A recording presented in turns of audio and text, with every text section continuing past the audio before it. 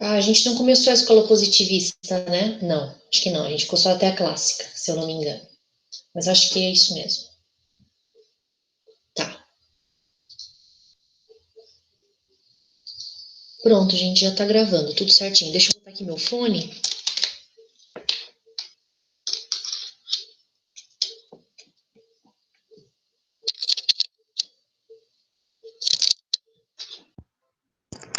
Vocês estão me escutando bem? Tudo certo? Tá tranquilo? Tá. Beleza. Então tá bom, gente. Deixa eu só dar uma olhadinha lá.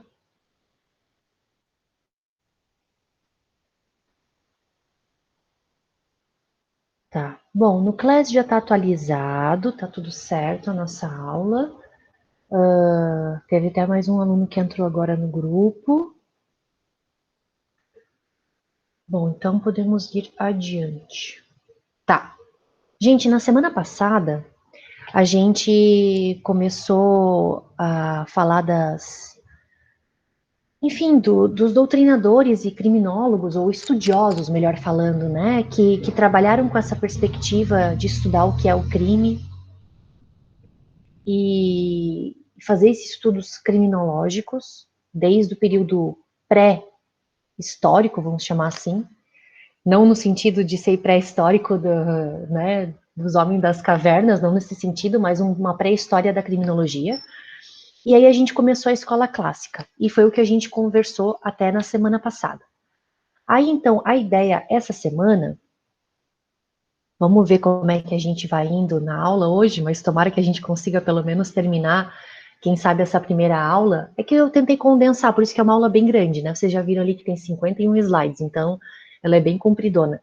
Então a ideia é a gente continuar hoje a partir da escola positivista italiana, né? Então a gente já vai perceber que a gente vai estar falando já de século XIX, então tipo assim, um pouquinho mais próximo de nós, né? Assim, claro, guardado as devidas proporções, mas é um pouquinho mais próximo. Então eu vou tentar aqui compartilhar minha tela para a gente conseguir continuar dando a nossa aula. Só para contextualizar, né, gente? Semana passada, então, eu dei aula da minha casa por conta de que a gente tinha feito o levantamento aqui na turma e ninguém iria presencialmente.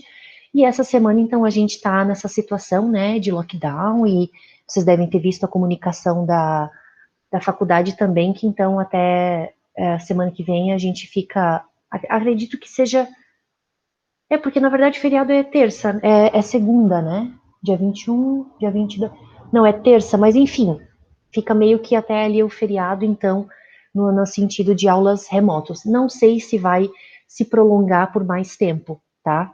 Mas por enquanto a gente vai falando semanalmente, mas a princípio, hoje pelo menos a gente ainda fica assim nesse modo remoto.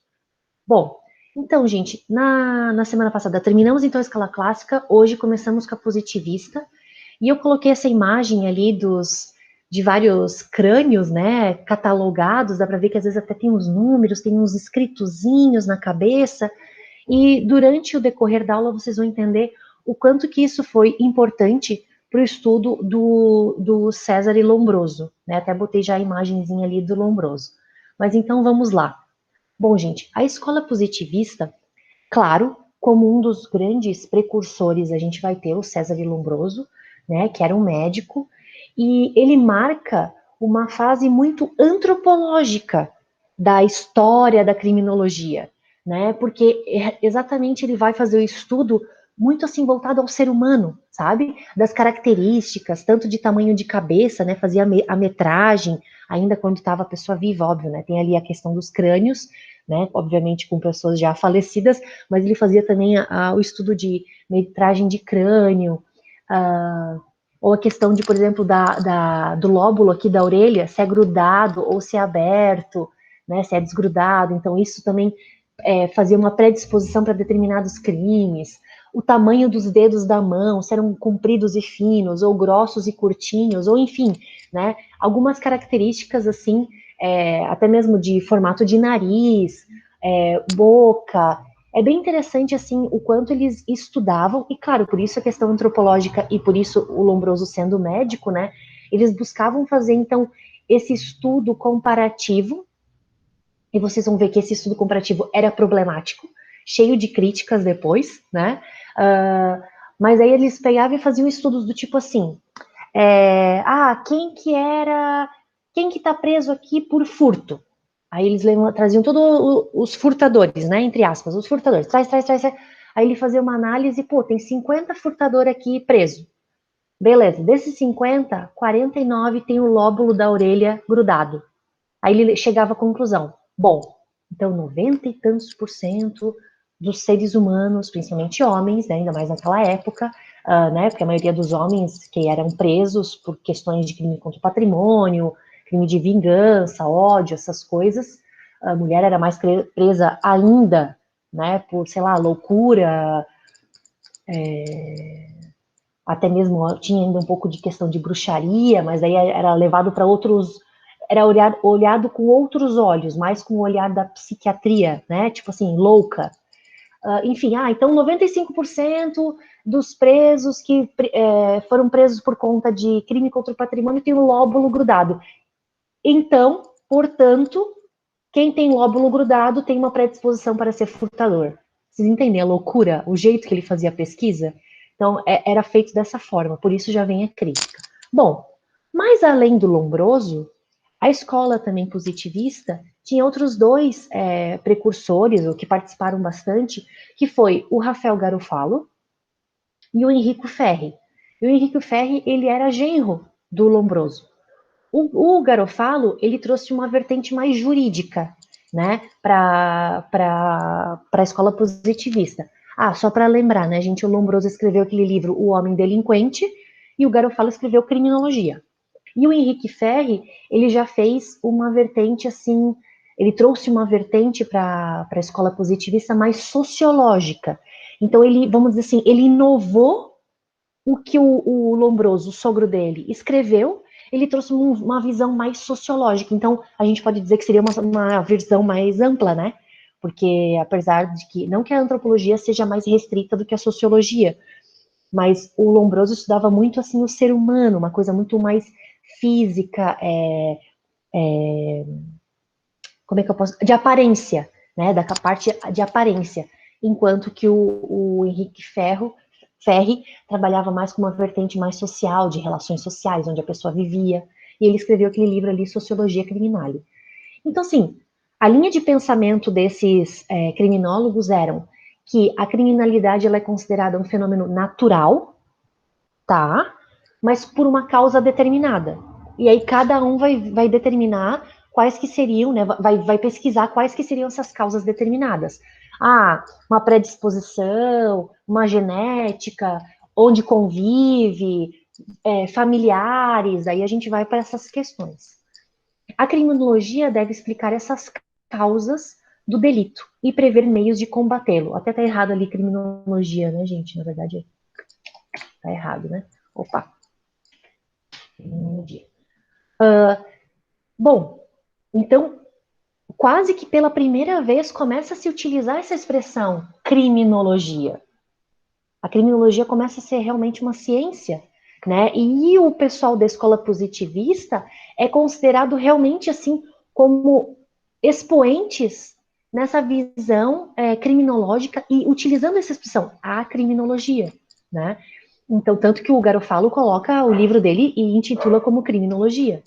E vai explicar, então, essas causas, né, do delito e tentar prever alguns meios para combater esses delitos, né, esses desvios. Apesar de que eles ainda não usam essa expressão desvio, tá? Isso é só lá na escola de Chicago, mas tudo bem.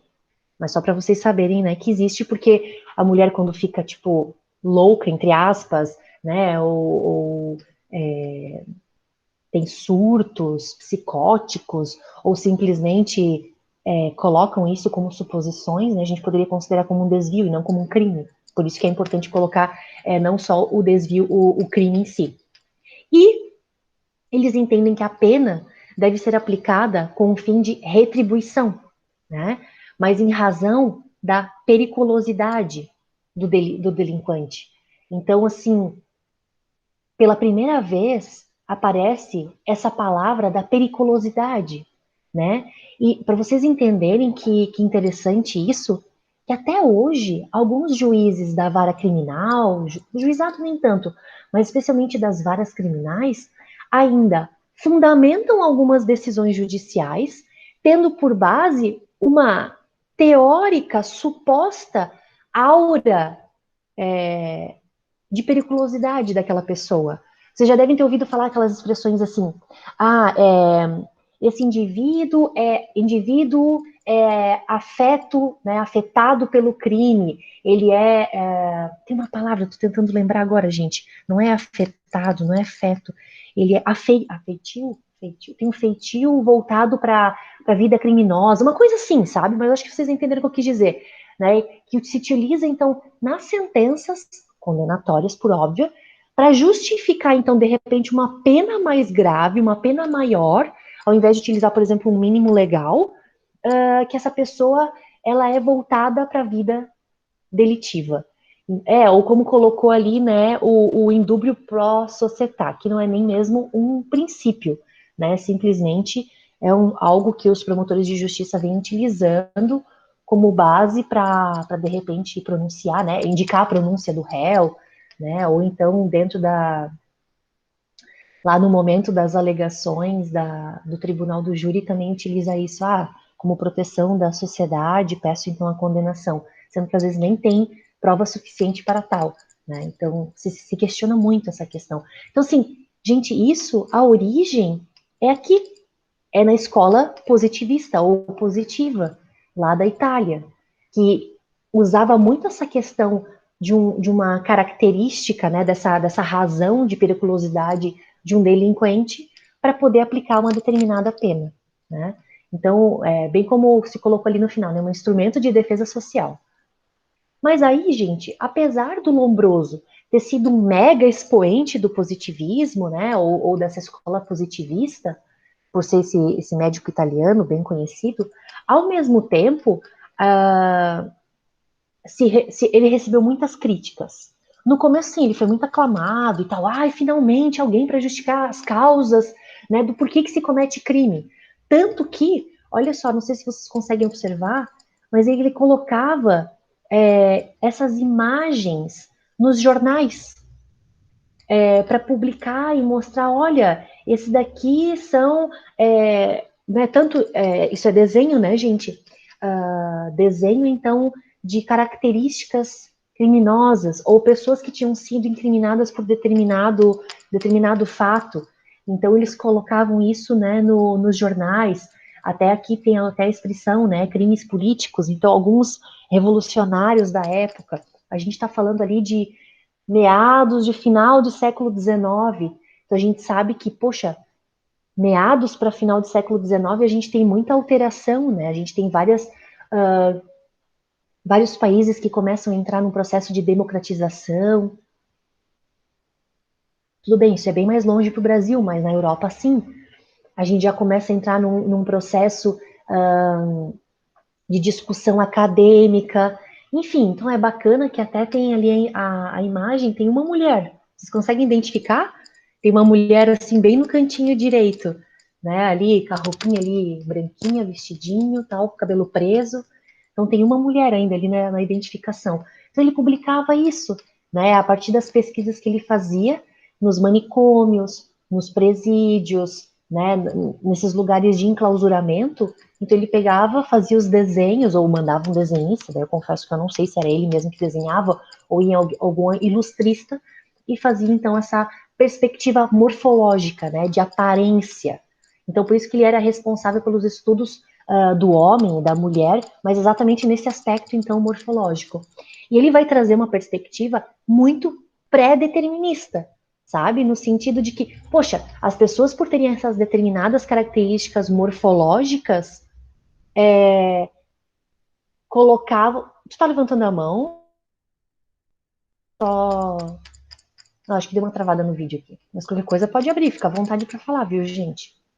Não? Não foi o caso? Tá. Enfim, então tá bom.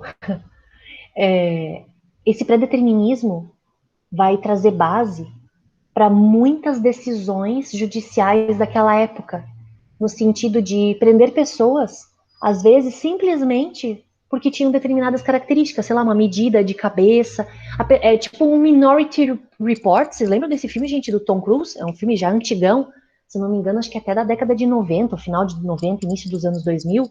Vocês lembram desse filme? Alguém já viu Minority Report? É muito bom.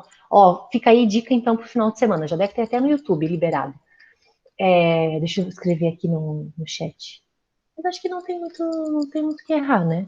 Acho que é Minority, acho que é assim, Report. Se eu não me engano, é assim. Talvez o Y é para frente ou para trás, mas é mais ou menos isso. E é com o Tom Cruise, ele tá bem novinho, e aí ele participa meio que de uma polícia muito tecnológica, em que tem trigêmeos, eles têm um poder lá de, né, não vou contar muito spoilers, mas esses trigêmeos, eles conseguem ver o futuro. Então, de alguma forma, eles conseguem prever crimes. Ver futuro entre muitas aspas, tá? Vocês vão entender vendo o filme. E aí eles conseguem prever esses delitos. Então, o Tom Cruise lá, que também é um policial, né? Que ele faz lá, assim, o descobrimento dessas possíveis atuações criminosas, eles vão lá com a polícia, né? Uma polícia, como eu falei, bem tecnológica, e prende a pessoa antes mesmo dela ter praticado o delito. Antes mesmo. Então, claro, por isso que eu fiz uma brincadeira aqui, né, que o Lombroso era um pré-Minority Report, porque fazia essa questão da pré-determinação, que por conta de algumas características morfológicas, físicas, de aparência, a pessoa poderia vir a cometer crime, então já era aprisionada. Então, a ideia do livre-arbítrio, lembra que eu falei na semana passada aquele pêndulo, né, aquela analogia do pêndulo, a criminologia de uma hora, de um momento vai para um lado do pêndulo, para o outro, e assim vai indo. Quando estava aqui na escola clássica, a gente tinha essa ideia do livre-arbítrio. A pessoa escolhia fazer o mal, e por isso ela deveria receber a retribuição ou a pena, o que fosse. Mas tinha que ser uma pena justa, uma pena conhecida. Mas está aqui, livre-arbítrio. E aí, daqui a pouco, o pêndulo começa a jogar para o outro lado, que está a escola positivista, que vai migrar exatamente aqui, né, para uma verificação prática do delito. Mas essa verificação prática, empirista, né, então da experiência, vai estar pautada num pré-determinismo, né, em características físicas. E isso a gente vê ali, então, no final do século XIX. Muito bem. E aí, gente, o Lombroso, ele vai incorporar mesmo esse método, né, experimental nos seus trabalhos, derivando, então, da aplicação da orientação do criminoso nato. Esse criminoso nato é entre aspas mesmo, que é uma expressão criada pelo genro dele, pelo Ferri, que são algumas características assim, daí vai ter que ver, criminoso nato para determinado crime. Então, o estuprador nato, o roubador nato, incendiário nato, e assim por diante. Então, são características. Né? Então, ele até coloca ali no jornal ó, um desenho, né? Ah, testa curta, narizinho para dentro, né? O beiço bem para fora. E aí, no outro lado, tem um outro rapaz ali, né? Ah, com as orelhas bem sobressalentes, é centrada aqui, então, na testa. Então, tipo, né, o nariz, a boca e os olhos de forma assim bem acumuladas aqui no meio da face. Enfim, ele vai trazendo assim várias características, até o formato do queixo, né? Vai trazendo então essas características morfológicas para caracterizar então um criminoso nato. E aí, na continuidade, gente, vem o que a gente poderia dizer de conclusão que o Lombroso traz, mas ao mesmo tempo a crítica. Por quê? Porque assim, gente, as conclusões que o Lombroso traz vão repercutir sim no modelo, né, de política criminal aplicado lá na Itália, mas isso vai se expandir para a Europa toda, para os Estados Unidos um pouco, tanto que depois vai entrar, após Lombroso, ali pela década de 60, começa o FBI, né, a trabalhar com aqueles profiles, né, que seriam os perfis de criminoso, né, então, tanto que eles vão desenvolver aquelas ideias de, quem que é o serial killer, por quê, quais são as características, qual é a origem familiar, isso também tem origem aqui no Lombroso, claro que vai ter uma atualização. Tem um seriado muito bom, deixa eu ver se eu lembro agora, não é o Unabomber. O Unabomber também fala um pouco sobre isso, desses perfis criminais. Mas tem um outro, Criminal Minds também. Mindhunter, isso aí, Guilherme, é o Mindhunter. É o Mindhunter, que são dois policiais do FBI, que eles criam realmente, junto com uma estudiosa, uma professora, essa ideia do serial killer. Eu acho que é, né? É, exatamente, Guilherme. Então, obrigada. Então, é o Mindhunter. O Criminal Minds também é muito legal, só que eles trabalham mais casinhos, né?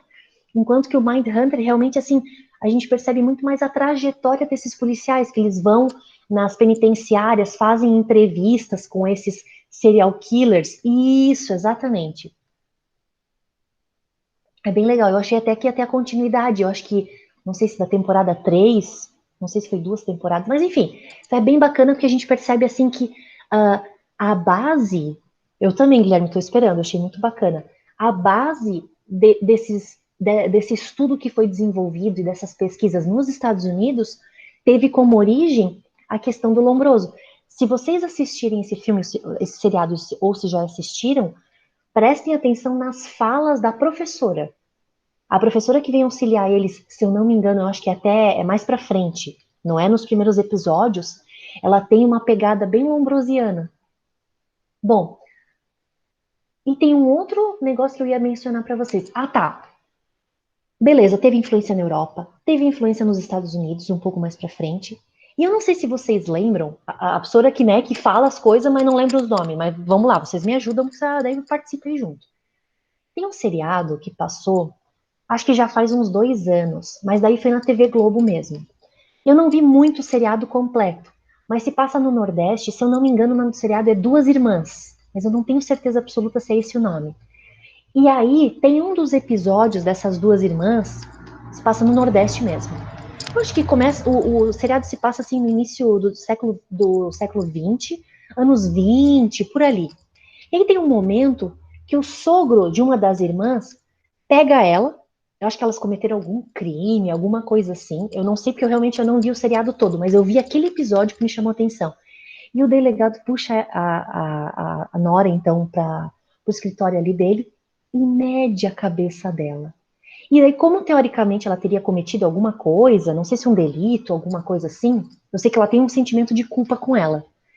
Ela fica super nervosa, porque ele vai medir a cabeça dela e dela pensa: meu Deus, se ele descobrir, né, que por conta do tamanho ali da minha cabeça, eu sou né, tenho uma pré-determinação para crime, talvez ele, né, desconfie de alguma coisa. Enfim, ela fica bem alucinada. E é bem interessante que essa cena, até vou procurar e de repente até vou postar ali no, é uma coisa assim bem pontual, dessa questão da medição. E aí esse delegado, acho que ele é delegado, ele pega e fala assim, ah, não, vem aqui, é bem tranquilo, vamos medir aqui tua cabeça e tal, tal, tal. E daí ele mede e diz: não, tudo certo, você tem um crânio do tamanho normal. Porque se você tivesse um tamanho diferenciado, você teria uma predisposição para ser uma criminosa. E eu não te aceitaria aqui na minha família, uma coisa assim. Então vocês verem que, poxa, no início do século XX, década de 20, 30, claro, é uma ficção e tudo, mas isso era aplicado aqui no Brasil de fazer essa medição de cabeça, coisa que foi desenvolvida ali pelo Lombroso. Então, assim, fica essa questão de como essas teorias acabam se dissipando, e em muitos casos, gente, até hoje, em algumas sentenças, como eu falei, o caso ali dessa ideia de periculosidade, se aplica em alguns momentos. Vocês lembram da sentença de uma juíza em Curitiba, que falou alguma coisa relacionada à raça, né? Porque era um homem negro, então, por conta da sua raça, muito provavelmente já é ligado a uma organização criminosa. Então, assim, uma pré-determinação relacionada à raça, né? Não deixa de ser também um viés lombrosiano. Isso não é a primeira vez, não é uma coisa de agora. Isso foi 2020, mas isso já vem há tempo, gente. Algumas seletividades explícitas, né? E já caracterizando e colocando, de repente, essa pessoa com uma pena maior, ou até mesmo condenando por conta dessas questões, por características físicas. Chega a ser, assim, assustador, né? Muito bem. De todo modo, então, esse modelo político criminal que o Lombroso propõe, né, de combate à criminalidade, ele vai, então, exatamente contra esse criminoso nato que seria incorrigível, né? E que não caberiam nem mesmo sanções morais. Mas por isso tem que ser uma sanção preventiva, né? Colocando, então, a sociedade à proteção desses criminosos natos. aplicando, por exemplo, a pena de prisão perpétua e, em alguns casos, a pena de morte, tá? Então, vocês percebem que há, assim, uma declividade aqui gigantesca daquele pêndulo que eu fiz a analogia, né? A escola clássica, ela é totalmente contra essas penas perpétuas, pena de morte somente em caso, né, extremo de guerra. E aqui a gente vê uma levada para totalmente o outro lado. Aí, de novo, ali as imagens, né, dos jornais, então as características, né, até mesmo aqui, ó, do queixo, da testa, então ele faz toda essa predisposição dos desenhos, né, de pessoas que cometiam crimes e como que poderiam ser encontradas. Então, o Lombroso, gente, a escola positivista, acaba estimulando uma certa denúncia anônima, sabe? Do tipo vizinhos, aquela coisa bem assim, de denúncia anônima, claro, né? Numa outra vertente, né? De outros tempos. Então, o Lombroso, ele cria esse método empírico indutivo, né? Com um marco científico. Ele fez mais de 400 autópsias, e aí sim, autópsias, né? Com pessoas falecidas, mortas, né? Então, ele fazia essa característica, abria a pessoa para ver como é que era dentro e tudo mais. Fez mais de 6 mil análises em delinquentes vivos. E aí, análise eu digo realmente de medição de crânio, de face, de queixo e tal, e lóbulo e mão, e aquelas coisas todas que eu já falei, né? Então, são análises realmente propriamente ditas. Mas ele visitou, né, de forma geral, pelo que foi feito a pesquisa, ele já fez levantamentos de forma genérica, tá? Com 25 mil presos nas prisões europeias. Gente, pensa que isso é século XIX, então isso é muita gente. Então ele andava a Europa toda e fazia essas pesquisas, do tipo, como eu falei no início, traz todos a galera que está presa por crime contra o patrimônio. E aí ele fazia a caracterização. Ah, é baixinho, é não sei o quê, é característica física, é isso, é aquilo, é a orelha, nananã. Né? Então ele fazia isso para fazer essas estatísticas. O Lombroso ele também traz então essa vertente, né, estatística não tanto sobre um aspecto ainda matemático, mas como uma pré-determinação. Não no sentido de dizer, 95% dos presos que eu analisei, tal. Nem tanto ainda nessa peculiaridade, mas mais no sentido de que há uma pré-determinação de que pessoas que tenham, o nariz bem arrebitado, cometem tal crime. O problema, gente, que aí que vem a crítica. Por isso, por favor, muita atenção nesse momento. Quando o Lombroso faz essa mega pesquisa que durou anos, décadas, né? Ele já pesquisava com pessoas que já estavam selecionadas pelo sistema, presos dentro das penitenciárias, das prisões, entre aspas, loucos dentro dos manicômios, né?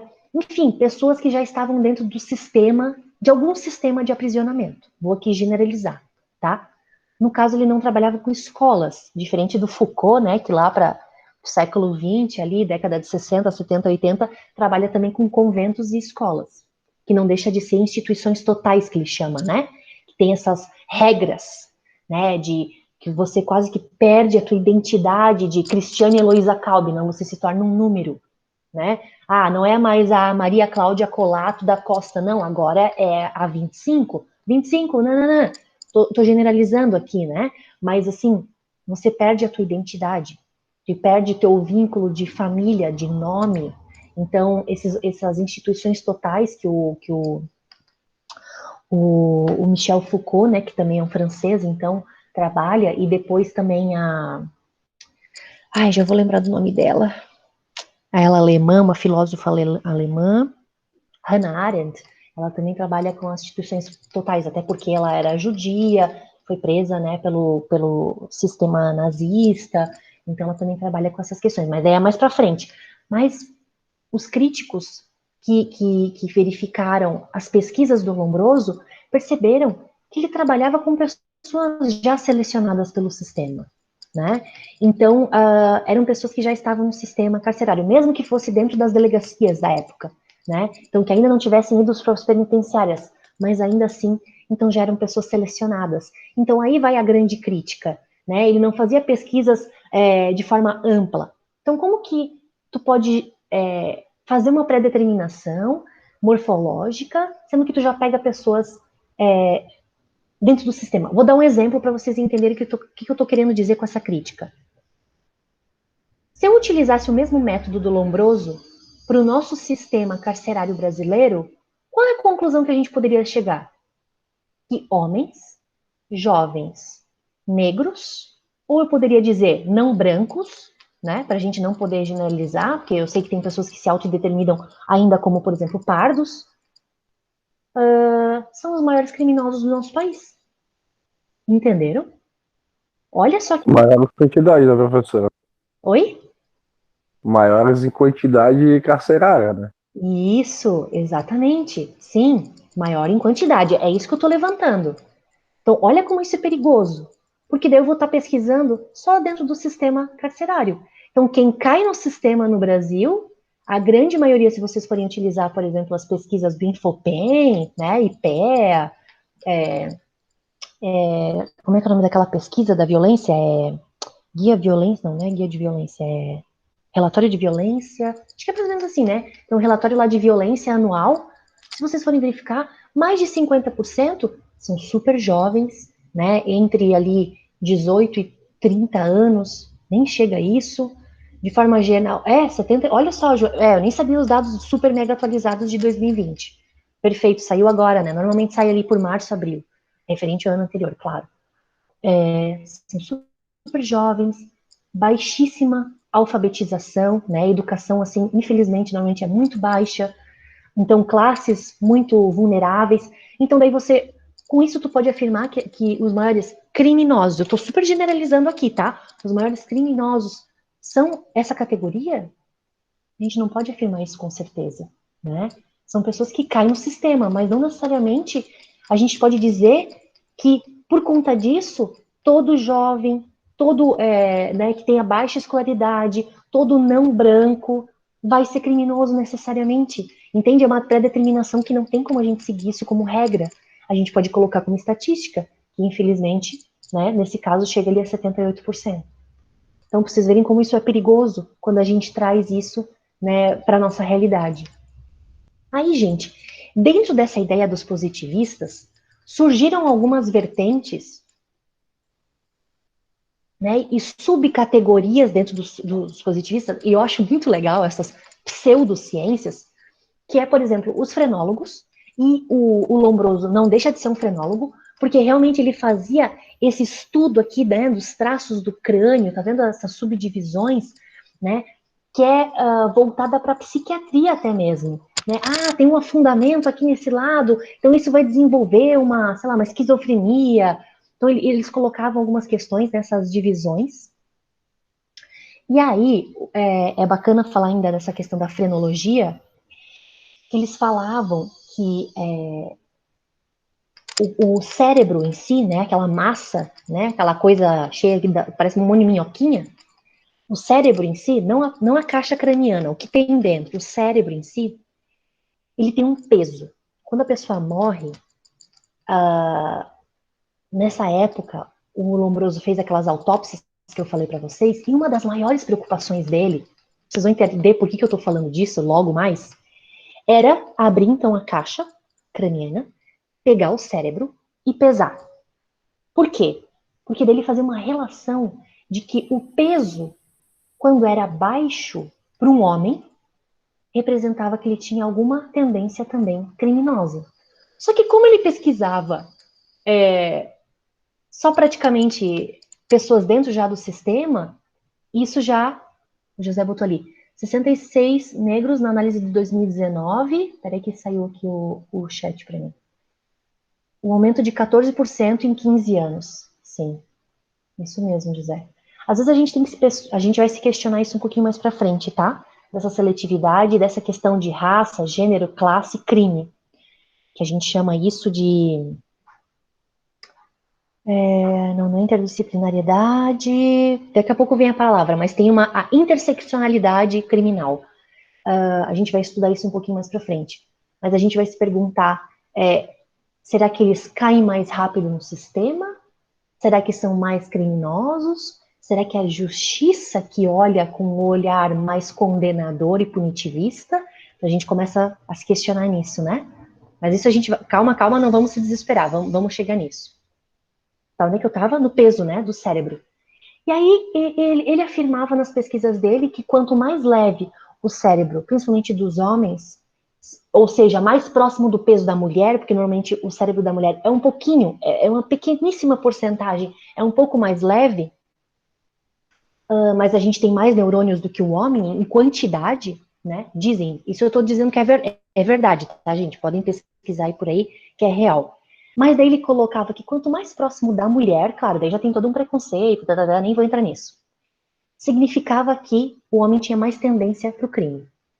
Gravem essa mensagem que eu acabei de falar para vocês, vocês vão entender por quê. Aí, além dos frenólogos, ainda tinha outras pseudociências ou ciências ocultas, como, por exemplo, a demologia, que era o estudo dos demônios, gente. Olha só que coisa doida. E realmente, assim, eles tentavam explicar, né, os demológicos, ou demólogos, sei lá, daí eu não sei como é que se chama. Mas, enfim, os que estudavam a demologia, eles tentavam explicar o porquê que a pessoa cometia crime. Principalmente no caso de crimes bárbaros, violentos, né, mortes, lesões corporais, sacrifícios, essas coisas assim mais, né, sangrentas, tipo aquela coisa assim que a gente estudava, vocês já devem ter visto alguns seriados, meio estilozinho Sherlock Holmes, sabe? Tipo aqueles crimes bem, né, coisas sanguinárias pra gente tentar entender. Além dessa ideia do Sherlock Holmes, que a gente não pode deixar de ver um olhar para a vertente positivista, ao mesmo tempo, os que estudavam a demologia tentavam buscar a explicação do porquê que a pessoa cometeu aquele crime, né? Às vezes até descreviam assim uma questão de um desequilíbrio, por exemplo, das mulheres. Ah, não era por causa de questão hormonal ou porque ela estava insatisfeita. Não, é porque tinha um demônio dominando aquela mulher. E aí eles categorizaram 7.000 demônios. Imagina, que loucura, né? Mas enfim, tinha esses estudos. E aí tinha também os. Guilherme, esse era o ponto de partida da série que a professora referiu, tentar definir a motivação do serial killer. Isso, do Mindhunter, né? Exatamente. A motivação. Esse que era a agonia deles, né? Do porquê que ele fazia isso. Exatamente. Bom,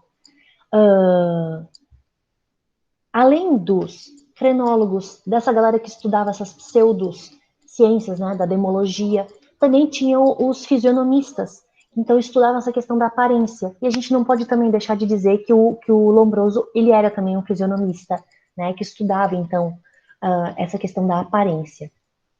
Bom, a gente não pode deixar também de mencionar que nessa época, o Freud, ele não era um positivista, tá, gente? Não é isso que eu tô querendo afirmar. Mas nesse mesmo período que o Lombroso publicou, o Henrique Ferri e o Garofalo, o Freud também começou a pesquisar e também publicar. Pô, tem uns filmes, uns seriados muito bacanas do Freud, dele jovem. Ai, depois, de repente, se alguém souber do seriado, aí vocês estão sempre me ajudando aí a lembrar dos nomes, me ajudam, mas eu acho que até o nome do seriado é Sigmund Freud, se eu não me engano. Aí ele tá velhinho, né, onde eu botei a foto. Mas quando ele começou a publicar, ele começou a publicar exatamente falando sobre algumas questões até de cunho espiritualista, né? No sentido de pessoas ou crianças que eram dominadas, não é a palavra certa, mas quando um espírito baixa numa pessoa, tem uma expressão para isso, mas eu estou usando a expressão errada, eu tenho certeza. Mas tem uma expressão para isso. Incorporação? Isso, quando a pessoa incorpora. Perfeito, José, obrigada. Quando a pessoa incorpora. E aí ele estudou, um dos inícios dos estudos do Freud foi nessa vertente mais espiritualista. Mas ele vem desenvolver a psicanálise, né? E a psicanálise é meio que uma mistura entre a psiquiatria médica e a psicologia, né? Assim, eu tô falando de forma bem a grosso modo. E ele tenta colocar uma certa oposição a essa proposta biologista que o Lombroso tinha.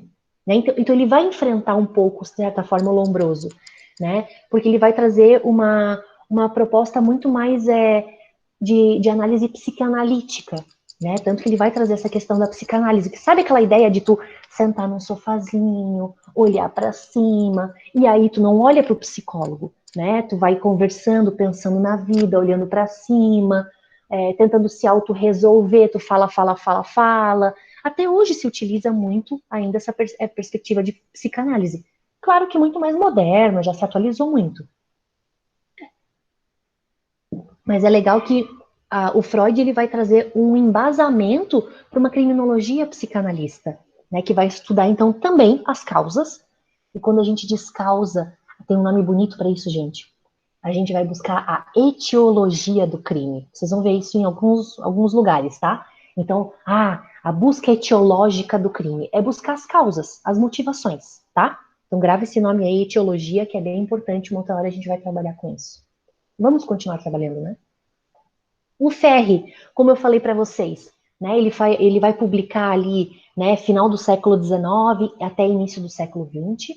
Um dos livros que ele coloca é o Princípios de Direito Criminal, e ele é considerado como meio que o criador, né, o fundador da criminologia moderna, porque realmente ele é um dos primeiros a utilizar essa expressão, criminologia. Se estudava, né, estudos criminológicos, estudos do crime, mas realmente a expressão criminologia, a gente poderia dizer que ele que vai trazer essa vertente mais moderna, tá? Tanto que ele tem um olhar muito mais social, né? E hoje a gente pode dizer que a criminologia ainda é abarcada por um olhar sociológico, né? Não dá pra gente ficar só na antropologia, só na política, só no direito. A sociologia vai ampliar isso. E ele discute, ele inicia a discussão entre se é o livre-arbítrio, lembra? Lá da escola clássica, ou se é um determinismo. Então ele vai discutir, né? Ele começa a discutir e ele traz como resposta etiológica, olha, de novo, como causa do delito, algumas questões. Por isso que é social. Então ele vai trazer respostas biológicas, então ele, né, bate a mãozinha no sogrão, ó, sogrão, sim, tem razões biológicas, mas não só. Tem também questões físicas, beleza, ok, mas tem questões sociais. Então aí que ele inova, né, ele traz a questão social como uma inovação, tá? E ele então seria então esse grande criador da sociologia criminal, né? Então ele vai fazer essa grande inovação. E aí, gente, ficou meio desfocadinho isso aqui, né? Mas o Ferri, então, ele contém, né? Ele conteve essas ideias do Lombroso, corrigiu algumas teses do criminoso nato, né? Realmente se apoiando em outros fatores. Não numa etiologia só física, fisiológica, de aparência, né? Então, fatores exógenos, né? Ou seja, fora, né? Da perspectiva ali de aparência. Mas também socioeconômicos, questões culturais. Opa, então parece que assim, ó, vai ampliando e melhorando a perspectiva do Lombroso, que a gente pode dizer que era bem tipo cavalo com aquele negocinho que eu esqueci o nome, do olho, né? Enfim, cavalo ali bem fechado que só pode olhar para frente, né? Que não pode nem olhar para os lados. Não, aqui ele vai ampliando essa ideia das causas motivadoras que levam a pessoa a cometer um crime. E se buscava uma prevenção especial, né? Então a gente percebe que a vertente positivista ela vai ter uma interação com outras disciplinas. Por isso que a gente entende que aqui na positivista a gente realmente tem uma criminologia mais moderna, né? Mais ampla, interdisciplinar. Né? Então, antropologia, medicina social, sociologia, o direito que eu falo. A pena, para os positivistas, né, tinha uma função de defesa social, mas também de recuperação do indivíduo, de neutralização daquelas pessoas, né? E então com um aspecto de prevenção especial positivo, né? Então tendo essa ideia moralizante para alcançar então uma evolução moral, né? Mas ao mesmo tempo, então essa questão do exemplo, né, que a gente já conversou, do exemplo, mas ao mesmo tempo sim uma prevenção especial negativa, né? No sentido que em alguns casos, por exemplo, almejava até mesmo a pena de morte, tá? Ou uma prisão perpétua em alguns casos. Então eles eram desse âmbito. O Ferri ainda, né, como eu coloquei, gente, é importante falar um pouquinho mais sobre ele, que se apoiou muito na sociologia, como eu falei ali, né, o genro do Lombroso, eu sempre ponho para não esquecer. Mas aqui eu já estou tão acostumada a falar do Henrique Ferri, que é o genro, eu acho tão legal essa questão, assim, de tu ver as fofoquinhas dentro da doutrina da criminologia, que eu acho que isso, assim, às vezes faz um diferencial, né? Não sei, eu acho bacana. Ele vai, além de subdividir as categorias de criminoso nato em, por exemplo, estuprador nato, roubador nato, assassino nato, ele ainda vai fazer outras categorias, como o louco nato, o criminoso habitual, o criminoso ocasional e o passional. Então ele vai subdividir, né? O habitual é aquele que reiteradamente, né, comete crimes. O ocasional, é uma pessoa que de repente, numa certa ocasião pontual. E o passional é aquela que é motivado por uma paixão. E não só uma paixão, gente, sobre o aspecto de afetivo, né? De homem-mulher, ou homem-homem, homem-mulher-mulher. Não nesse sentido do amor, ou, né, da paixão, mas pode ser até mesmo uma ação passional política, né? Uma ação política de defesa, sei lá, alguma coisa assim nesse sentido. Bom, é bem interessante que todas essas características e essas teorias positivistas, elas vão ser utilizadas aqui no Brasil por um doutrinador que se chama Nina Rodrigues. Confesso para vocês que a primeira vez que eu escutei esse nome, eu achei, ai, uma mulher, que legal! Eu fui ver, não, é o sobrenome, que é o Raimundo Nina Rodrigues, é um homem. Mas tudo bem. A gente teve, né, mulheres sim que atuaram, mas a gente percebe que isso vai se desenvolver muito mais a partir da década de 40 para cima, né? Até por uma questão de despontar da mulher, muitas mulheres publicavam anonimamente ou com codinome, né, falso de homem para ter uma certa legitimidade. Vocês sabem que acontecia isso, né? Bom, mas o Nina Rodrigues, se embasando nessas teorias positivistas, ele vai ajudar na criação dos primeiros manicômios no Rio de Janeiro. E são os manicômios, gente, judiciários. Né? Então, eram pessoas que realmente passavam pelo processo criminal. Bom, realmente você tem um desvio, cometeu um delito, mas como você tem uma alteração psíquica, né, sei lá, psiquiátrica, você vai para o manicômio. E isso começou ali na década de 20. E aí, gente, eu quero indicar para vocês um livro que se chama Holocausto Brasileiro. É da Débora Arbex. Não sei se alguém. Eu vou até botar aqui no chat. Holocausto Brasileiro. Débora Arbex? Acho que é Débora Arbex. Com certeza, tá? Mas acho que é isso mesmo. A Débora Arbex, ela escreve esse livro. Ela, se não me engano, é jornalista, não é do direito. Mas ela vai num manicômio judicial, eu acho que é em Barbacena, Minas Gerais. É um dos últimos manicômios que ainda existem até hoje. Foi feito até um Globo Repórter, né, que passa na sexta-feira na Globo. É isso que ainda passa hoje em dia? Acho que é, né? Globo Repórter. Teve um Globo Isso. Repórter. É, né, José? Beleza.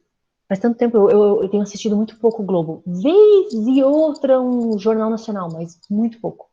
Mas enfim, a pessoa só do Netflix e do Amazon, né? Mas enfim, vamos lá. Foi feito um Globo Repórter desse. Eu até vou pesquisar, vou até anotar para mandar para vocês. Gente, é sensacional. Deixa eu botar aqui.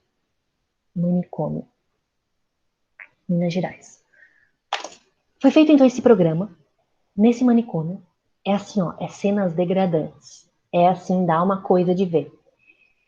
E foi feito isso durante o período que ela estava fazendo a pesquisa. Ela ficou algum bom tempo indo quase todos os dias lá nesse manicômio de Barbacena. Se eu não me engano, é Barbacena, tá? Mas vamos lá, depois qualquer coisa eu corrijo, eu verifico e mando no grupo lá para corrigir.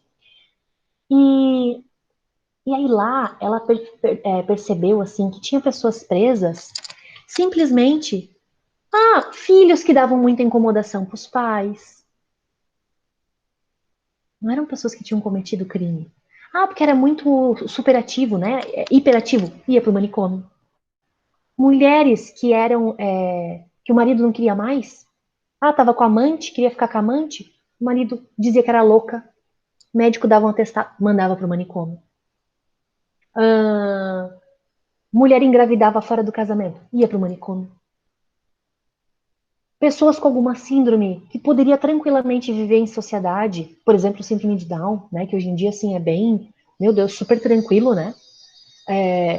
Iam pro manicômio. E assim por diante, gente. E sim, os casos de pessoas que, ok, tinham algum tipo de desvio, ou até mesmo cometeram algum crime, e de repente se percebeu, por análise psiquiátrica, psicológica, que a pessoa precisava ficar ali, né, cumprindo a medida de segurança.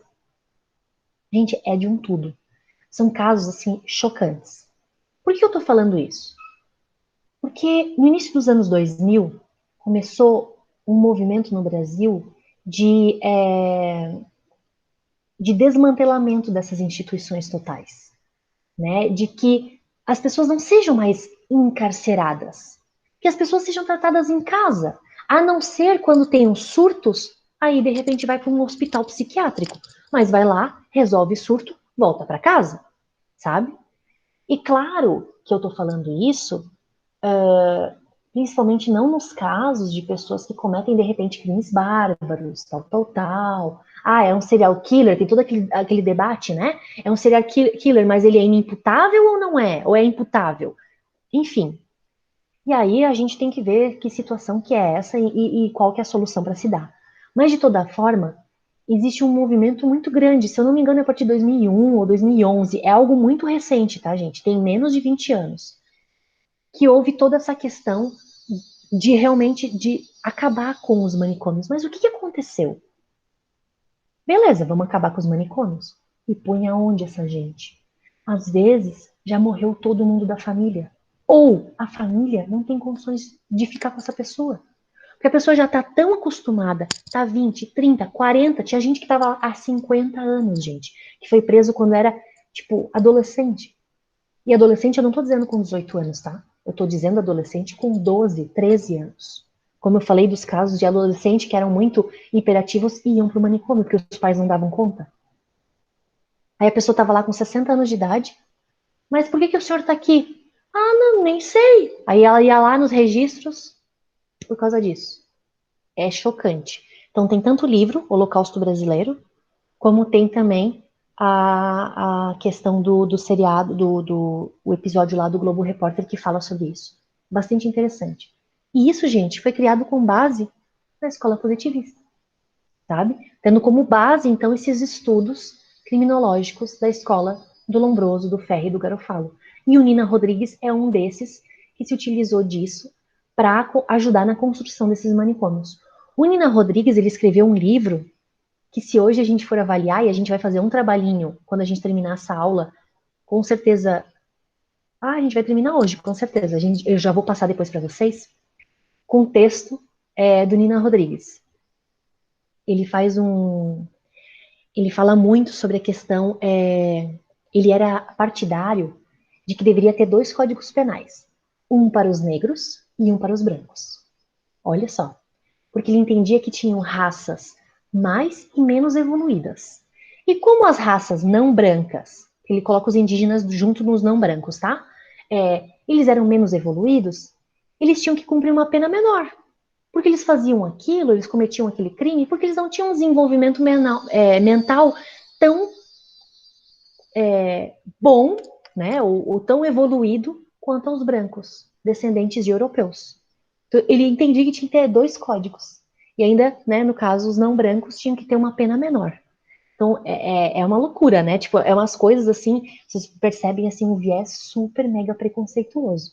Mas era a questão, era o que era visto na época como normal, né? Hoje a gente pode dizer como preconceituoso, como um julgamento, né, seletivista, mas era o que se via naquela época, né? Pensa, né, gente? A gente está falando ali de fim do século XIX, início do XX. Então é bem naquela época do final da escravidão, né? Então vocês percebem ali o que tempo que a gente está falando. E ele entendia também essas concepções de raça menos ou mais evoluída em consonância com a questão do clima. Então ele falava assim: ah, no Nordeste, no norte do país, que é muito quente, né? Então a gente percebe que tem alguns tipos de cometimento de crime. No Sudeste, né, para baixo, Sul, por ser mais frio, tem outros tipos de crime, né? E aí, claro, ele também fazia uma comparação de população. No norte do país e nordeste, a gente tem uma população muito maior de negros e indígenas, ou enfim, de descendentes, de afrodescendentes, vamos generalizar aqui, né? E descendentes de indígena, enquanto que para baixo a gente tem mais descendentes de europeus, então, de forma geral, mais brancos. Então, isso também vai influenciar cometimento de crime, crimes, quais são as causas, né, por conta do clima. Então, ele também traz essa questão. Bom, aí, gente, como eu falei para vocês, do Foucault, apesar do Foucault ter trabalhado as teses dele ali na década de 60 até 80, quando ele morre, né? E o Foucault, ele chegou a ser até político, tudo, né? Mas ele era considerado um filósofo, né? Historiador, tal, mega, assim, um ótimo, um pesquisador, assim, exemplar. É uma delícia ler os textos dele. Gente, eu já li muita coisa dele quando eu fiz o meu doutorado, e porque eu falava muito da questão das cidades, né? E ele fala muito sobre as cidades também. E um dos textos dele que é muito bacana é aquele Vigiar e Punir. Tenho certeza que os professores de direito penal devem ter mencionado esse texto do Foucault. E o Vigiar e Punir, do Foucault, ele trabalha exatamente sobre essa questão dessas instituições totais, escolas, prisões, manicômios, até mesmo conventos, né? E aí esse sistema ele chama de panóptico. E o panóptico, gente, é exatamente essa imagem que eu coloquei ali para vocês, tá? Ou então em francês, né, panopticon. Não sei, não falo francês, então não sei se é assim que se fala, mas eu peguei ali no francês. Mas enfim, essa ideia de ter um olho, olha só, prestem atenção nessa analogia, né? Criminologia é cheia dessas analogias, ou metáfora. Um olho que a todos vê, mas nem todos conseguem ver o olho. Então, esse olho central, ele consegue fazer uma grande fiscalização. E ele está normalmente num ponto que nem todos conseguem ver se realmente tem alguém ali no olho olhando. Então, é aquela ideia de uma fiscalização permanente. Então, por isso que eu botei a imagem ali daquela prisão, né? Até é baseada num filme, se eu não me engano. Que tem ali uma torre central, normalmente até mesmo espelhada, então tu não sabe se tem gente lá dentro ou se não tem, mas por via das dúvidas é melhor cuidar, porque pode ser que tenha, que consegue olhar todas as celinhas, vocês estão vendo ali as celinhas, né? E não necessariamente quem está aprisionado consegue ver quem está ali naquela torre. E isso se aplicou, gente, para várias instituições totais. As escolas, na década de 30 e 40, elas foram construídas em formato de U. Então, o que acontecia? Se fazia a escola construída ali em formato de U, vou fazer assim um desenho aqui com as minhas mãos, né? Fazia ali o formato de U, as salas de aula. Normalmente se botava um vidro ou um plástico, enfim, para quem passasse poder olhar para dentro. E aqui nessa parte do U era a sala da direção. Então a direção consegue olhar todas as salas de aula, mas não necessariamente toda sala de aula consegue olhar para a direção. Então é bem essa ideia do panóptico, né? O olho que a todos vê, mas nem todos o veem, né? Não tem esse retorno. Essa ideia do panóptico a gente poderia dizer assim que teoricamente superou não só a ideia do panóptico do Foucault, mas toda a teoria positivista do Lombroso, teoricamente, foi superada. Né? Teoricamente, a gente não prende mais a pessoa porque ela tem um lóbulo grudado na orelha, né? Ou porque a cabeça dela mede tantos centímetros. Teoricamente. Apesar de que, né, como eu falei para vocês, a gente percebeu que tem alguns juízes ainda, ou juízas, ou até mesmo ministros e desembargadores, e aí a gente pode botar julgadores de forma geral, que infelizmente ainda julgam com base, às vezes, na aparência da pessoa, ou na origem. Mas a gente percebe que ainda é uma temática latente na nossa realidade. Né? O juiz, então, como eu coloquei ali, é arbitrário que prende. Ou, como aconteceu há alguns anos atrás, na Justiça do Trabalho, que o juiz da vara do trabalho não deixou o trabalhador entrar na audiência porque ele estava de chinelo. Tá, professora? Mas, pô, chinelo, né? É complicado. era o único sapato do trabalhador. Porque ele era um agricultor, ele trabalhava de chinelo e era o único chinelo, era o único sapato que ele tinha. E o juiz deu a sentença desfavorável para esse trabalhador rural, porque ele veio de chinelos na audiência. Então, assim, para vocês verem como que parece que a gente superou isso, que a gente passou agora por uma fiscalização, ainda mais hoje em dia, né, gente, com essas desgracinhas aqui, que qualquer coisa que você, daqui a pouco tem alguém já te filmando, né? Então, qualquer acontecimento é espalhado para o mundo todo, em questões, às vezes, de segundos. Então, é o panóptico pós-moderno, que a gente chama, né? O celular, o uso dos celulares e as mídias sociais. Mas a gente percebe que a gente não pode dizer, de forma geral, que foi realmente superado. Tem muitas coisas ainda lombrosianas. Os outros adeptos, além do Garofalo, que eu já coloquei, né, para vocês ali no início, que ele entende, vou mudar aqui a ordem, tá? Ele fala que a praça é a escola do crime. Mas claro, né, gente, é aquela praça que a gente pensa de antigamente, né, que as pessoas ficavam na praça conversando, os desempregados, os aposentados, né, a galera que não tinha o que fazer, né, entre aspas aqui, tá? Os vagabundos, né, então, por isso que ele colocava que a praça era a escola do crime, né. Ele coloca muito essa questão da causa social determinando estatísticas criminais. E ele que vai cunhar o termo de temibilidade, né? Então, uma temibilidade social frente àquela pessoa. É bem parecido com aquela ideia da periculosidade que eu falei no início. E ele era bastante adepto das medidas de segurança, então, né, no caso, para encaminhar a pessoa para o manicômio. O Engenheiros, ele publicou bastante na Argentina. Opa, então alguém da América Latina? Pois é. Ele defendia uma posição de um estudo específico dos delinquentes. Ali não tem mais tema, né? Não poderia ser outro a não ser um funcionamento psíquico, né? Propondo então essas classificações psicopatológicas. E aí colocando toda uma vertente até mesmo de um temperamento criminal. Né? Então, quando eu falei para vocês, o criminoso nato, o estuprador nato, nananana,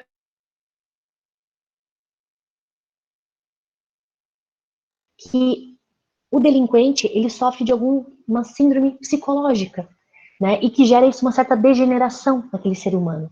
Então, ele precisa ser tratado. Então, o Engenheiros, ele é um dos adeptos que o crime ele deve ser tratado muito com uma vertente psiquiátrica, né? Então, ele vai bem assim nessa ideia de uma consequência do manicômio judicial, tá? E para terminar nossa aula, gente, lembra do que eu falei do quilo, da medida do cérebro? Quando o Lombroso morreu, em 1909, houve um bafafá, um zum zum zum, um desespero para fazer a autópsia do corpo do Lombroso. E aí, para saber o peso do cérebro dele. Porque não tem como tu, acredito eu que na época, né, gente, imagina, início do século XX, não tinha como tu fazer uma análise do peso suposto com a pessoa viva, certo? Não tem como. Hoje em dia talvez até tenha com essas ressonâncias, essas coisas, pode ser que tenha. Quando foi feito a necrópsia, ou enfim, a autópsia, pesava 1.300 gramas. Gente, o peso era menor do que de um crânio feminino. E aí, o interessante disso, com base no que eu coloquei anteriormente, né, tem ali a fotinha, então, do crânio do Lombroso, realmente essa foto ali é do crânio do Lombroso, tá? Tanto que tá todo cheio de medidas, né, como eles faziam ali a frenologia, tanto que é uma mulher que está segurando ali, né, pelo menos me parece, né, pela roupa e pelas unhas pintadas e tal, tô aqui supondo. Mas, então, os historiadores e estudiosos dessas questões perceberam que o cérebro dele, né, o peso, e o crânio mesmo, propriamente dito, ali como foi colocado, era o peso menor do que um crânio feminino. Então, é interessante porque, às vezes, os estudiosos, né, os criminólogos, afirmam determinadas coisas e pesquisam em determinados locais sem ter uma real base científica para realmente afirmar aquilo. Eles criam a própria base científica, e em cima do empirismo, mas é um empirismo já selecionado. Então, por isso que ele é perigoso e super questionável, né? Então, é bacana essa questão. Eu vou parar aqui o compartilhamento, gente, para a gente só finalizar, então, a nossa aula de hoje.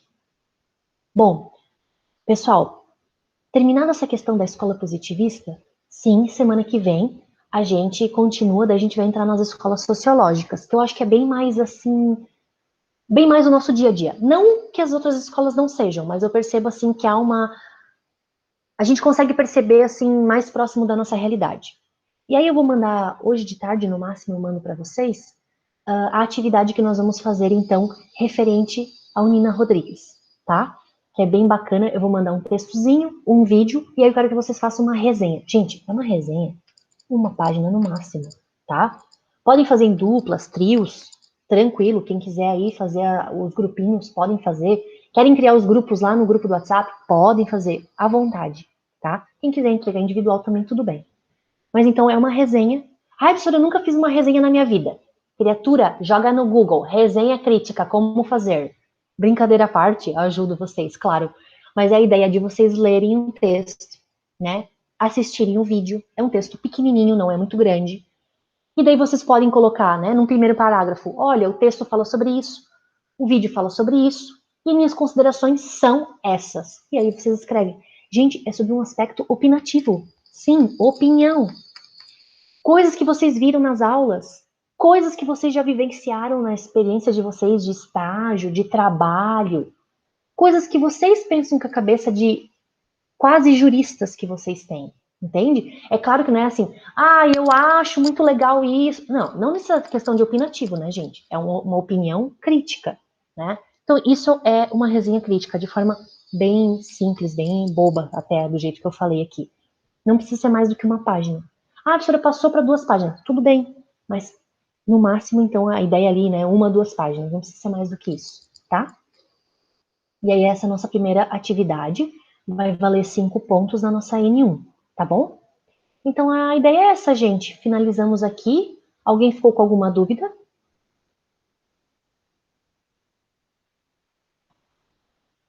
Não? Então tá bom. Então eu vou encerrar aqui a nossa Só reunião. referente à resenha,